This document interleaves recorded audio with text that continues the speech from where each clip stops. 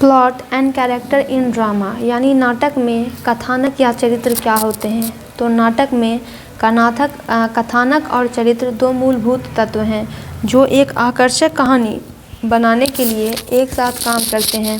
अब हम यहाँ पे सब पे एक नज़दीकी नज़र देते हैं, जिसमें पहला हो जाता है प्लॉट का। कथानक घटनाओं का वह क्रम है जो नाटक में कहानी बनाता है। इसमें निम्नलिखित घटक शामिल है। पहला होता है एक्सपोजिशन, यानी प्रदर्शनी।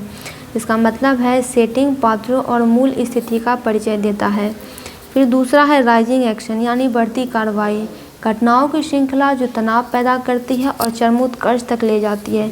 तीसरा होता है क्लाइमेक्स, यानी चरमोत्कर्ष, कहानी का सबसे महत्वपूर्ण मोड़ या सबसे गहन क्षण। चौथा होता है पतनशील क्रिया, चरमोत्कर्ष के बाद होने वाली घटनाएं और समाधान की ओर ले जाती हैं। पांचवा होता है समाधान, वह निष्कर्ष जहां संघर्षों का समाधान होता है और कहानी समाप्त हो जाती है। फिर आता है कैरेक्टर, यानी चरित्र। चरित्र वो व्यक्ति होते हैं जो नाटक की क्रिया में भाग लेते हैं। उन्हें इस प्रकार वर्गीकृत किया जा सकता है, जिसमें पहला होता है नायक, मुख्य पात्र जिसके इर्द गिर्द कहानी घूमती है। दूसरा होता है प्रतिपक्षी, वह पात्र जो नायक का विरोध करता है और संघर्ष पैदा करता है। फिर होता है सपोर्टिंग कैरेक्टर, अन्य पात्र जो कहानी में महत्वपूर्ण भूमिका निभाते हैं।